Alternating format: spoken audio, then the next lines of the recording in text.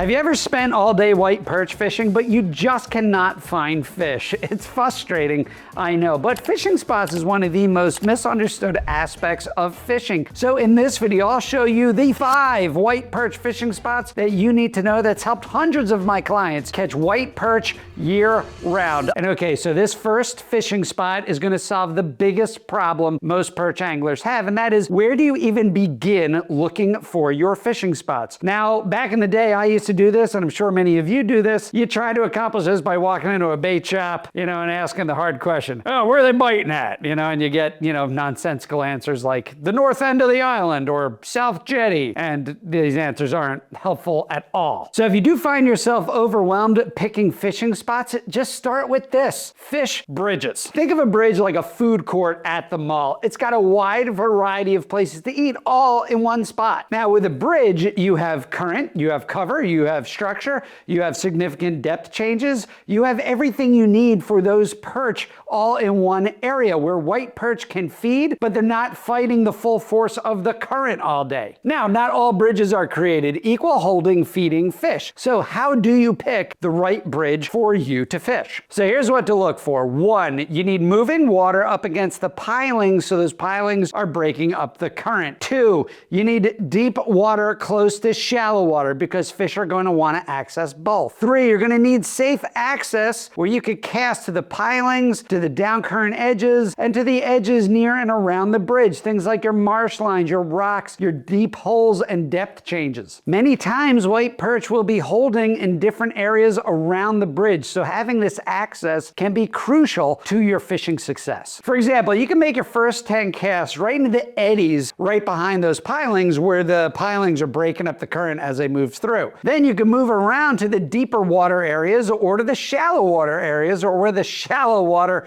drops off into deep water. Or even areas just off the bridge like that marsh line or deeper holes that you could see, those little pockets as that current rips through the bridge. You're going to be able to see those little swirls, those little eddies, those little holes. You can individually pick those off if you have the access. And these areas in and around the bridge are likely going to hold a lot of white perch. Now, there's also a bonus feature to fishing bridges that go overlooked by a lot of anglers out there. And that is that bridges teach you to fish moving water and a variety of different structures. Everything is conveniently located in that one spot, and it matters for every spot covered later on in this video. So if you learn how to fish these spots on the bridges, the later spots that we mentioned are going to be 10 times easier for you to master. So if you're new to an area, just pick a bridge to fish at. Look for that deep water and that shallow water meet, and fish the pilings and current breaks around the bridge. And if you follow these tips to pick the right bridge, this could literally be a year-round hotspot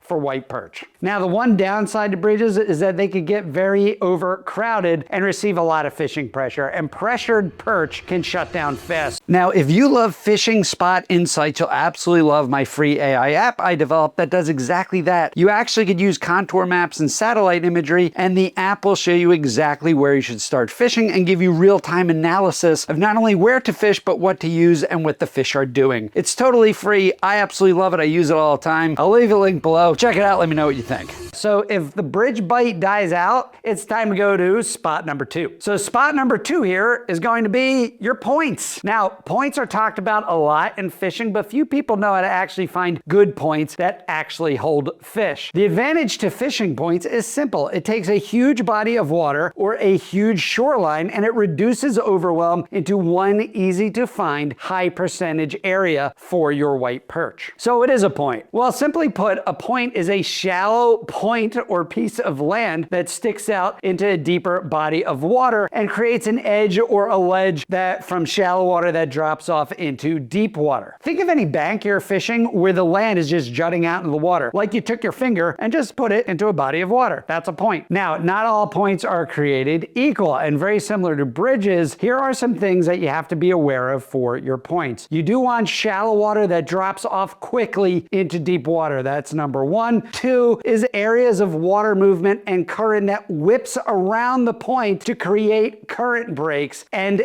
eddies. That's going to be key because those perch are going to want to lay in that slower moving water, just like in the bridges, to find easy access to food. Now, a good point will also have some extra cover, like rocks or grass or docks or a jetty or something on the point that offers just a little bit more for those perch to hold active feeding fish. Now, there are two critical types of points that you absolutely need to know. The first is going to be visible land points. These are going to be the obvious ones, the ones that most people are going to be able to find, and that's where you visibly see a piece of land sticking out into the water. Now, the second type of point is literally going to be a gold mine for catching white perch because it goes overlooked by most anglers out there and it's not nearly as obvious to spot. And that is submerged points. And knowing how to spot them can really separate you from a lot of fish-a-lots out there. Now, you can find these points in two ways. Now, the first is that you could use contour charts, where using contour lines on a chart can help you find these underwater shallow areas that are sticking into deeper areas or deeper water. If you want a full contour line walkthrough, this is something I dive deep into my book, Catch More Fish. I'll leave it in a link below for you fish-a-lots out there. And number two is going to be reading the water. Now, this more advanced technique is easily learned from our spot number 1. Remember our bridges? You can learn how to spot these differences in water movements through the pilings, through the eddies, through those holes, through those underwater structures that those bridges offer, and you can absolutely apply this to finding your underwater points. Submerged points will produce the same looking water. Look for rip lines, eddies, or calm slicks behind moving current that seemingly shouldn't even be there. That's a good indication that you have an underwater point right there. So what do you do if you're new or you're new to a certain spot? Well, just start with the visible points and make your first 10 casts up current so that current is bringing your bait down current to those eddies, that shallow water, those deep drop-offs that we talked about before. And if you really want to find those hidden gems, find yourself some submerged structure, a submerged point on a contour map, or just read the water and know how that current is ripping around certain underwater structures. It's really a gold mine for catching a lot of white perch that a lot of people are not going to fish. Now, spot number 3 is going to be like spot number 2, only on steroids for catching white perch. And spot number 3 is going to be choke points. Now, if points narrowed things down for you, choke points narrow it down even more because there's actually fewer choke points on your body of water and they just concentrate bait like no other. A choke point is any place water is forced through a narrow opening, like a small channel between islands, a cut between marshes, or even two points that are pinching a waterway together. And this works everywhere. In tidal water, it's going to be your tides.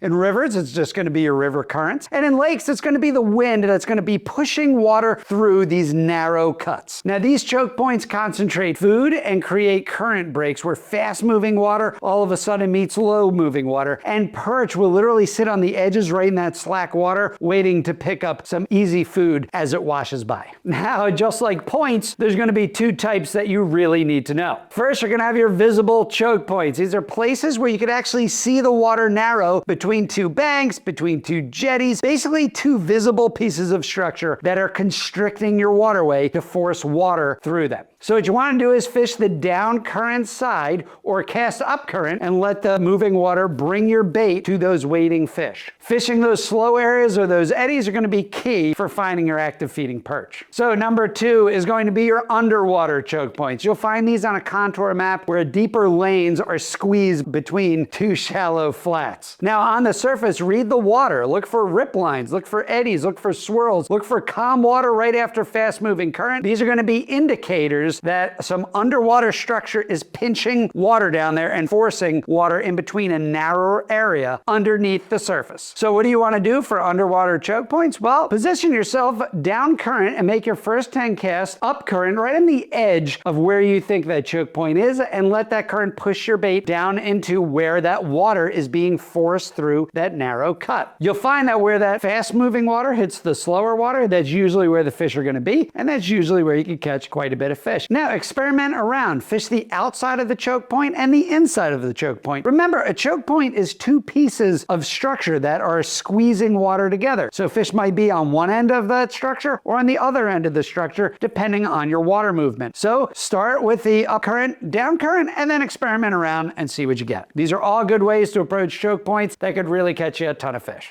Now for spot number 4, I'm really going to show you how to find a sweet spot that often sits right by those bridges, those points, and those choke points that could be such a small but critical difference in catching a ton of white perch. So spot number 4, of course, is going to be your holes and your lumps. A hole is going to be a sudden dip or a pocket of deep water that's surrounded by shallow underwater structure or shallow bottom. A lump is literally going to be the opposite. It's literally like an underwater hill that's going to push water up over it as it rises up from the bottom, and then it's going to drop off again on the other side of the hill. So these features create prime structure for perch, especially if they're near the previous fishing spots that we just discussed. The spots like your points, your choke points, or your bridges.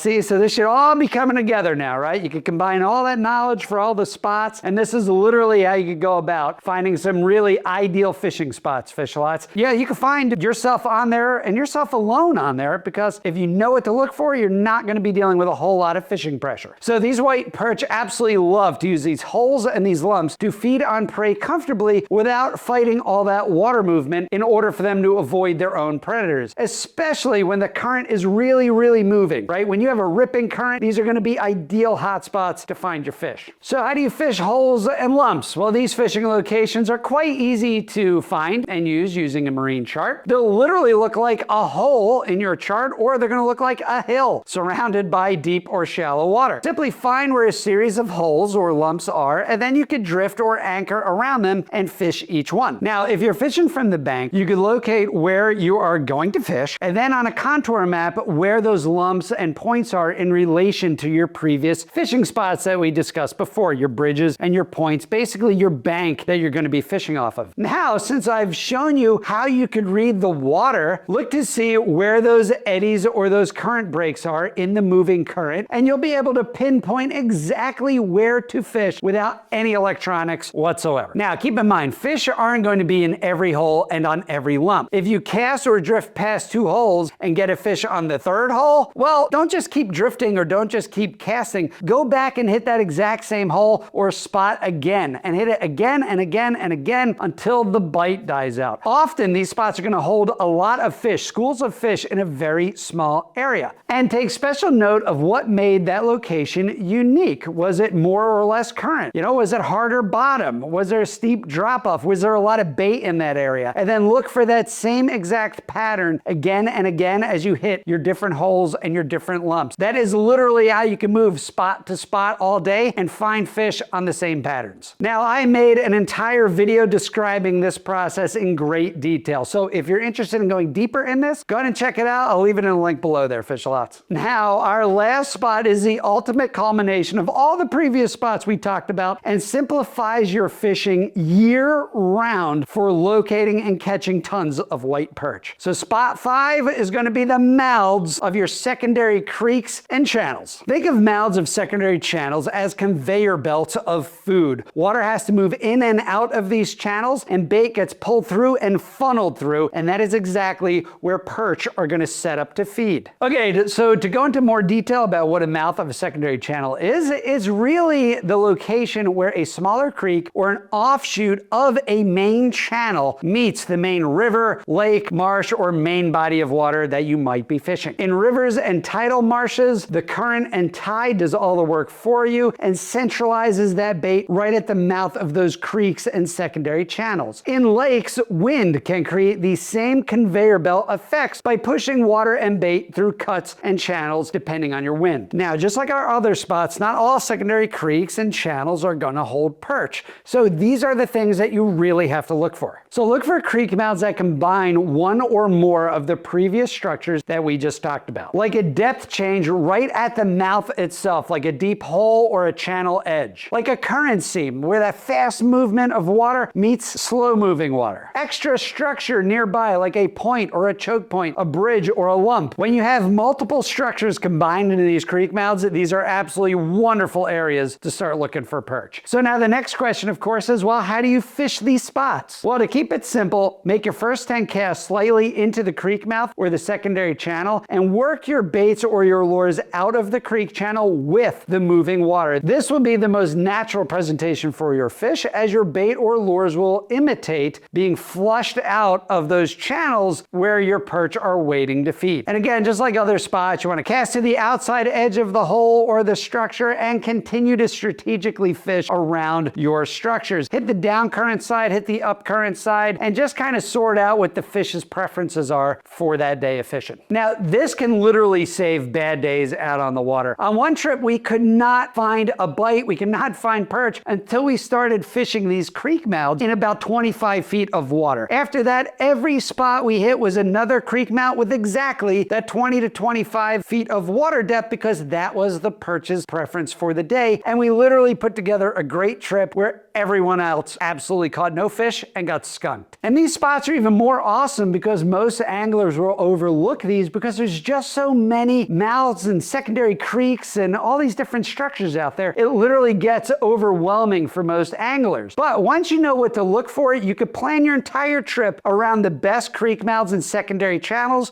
and simplify your fishing year-round. Now, if you want to go deeper and you really want to learn breakdowns of individual spots, go ahead and click on this video right here, where I'll break down real locations and the exact tactics that I'm using in real spot dissections that are going to show you exactly where you could find and catch more fish. So thanks for tuning in, Fish-A-Lots. I'll see you out there on the water.